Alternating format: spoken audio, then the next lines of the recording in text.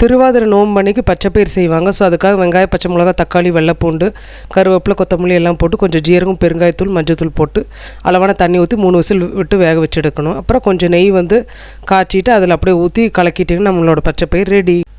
அடுத்தது 7 கறி கூட்டு செய்யலான்னு சொல்லி 9 வகையான காய்கறி குக்கரில் அளவான தண்ணி போட்டு கொஞ்சம் கடலைப்பருப்பும் போட்டு மஞ்சத்தூள், மிளகாத்தூள், மல்லித்தூள் போட்டு உப்பும் போட்டு நல்லா ஒரு 2 விசில் போட்டு வேக வச்சு எடுத்தாச்சு. அடுத்தது புளி கொஞ்சம் கரைச்சி ஊற்றிட்டு தேங்காய், ஜீரகம் அரைச்சி அதில் ஊற்றி கொதி வர வைக்கணும்.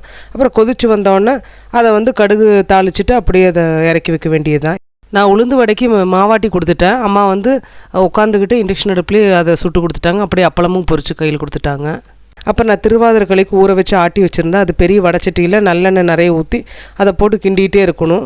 அந்த மாவு கிண்ட அது அப்படியே வெந்து குழஞ்சி அப்படியே நல்ல ஒரு களி பதத்துக்கு வரும். அந்த டைமில் பார்த்திங்கன்னா வெள்ளத்தை காய்ச்சி வடிகட்டி அதில் ஊற்றணும். ஊற்றிட்டு தேங்காய் கொத்து இருக்குல்லையா, அது நிறைய கட் பண்ணி நெய்யில் வதக்கிட்டு முந்திரி பருப்போடு அதை அந்த களியில் கொட்டணும்.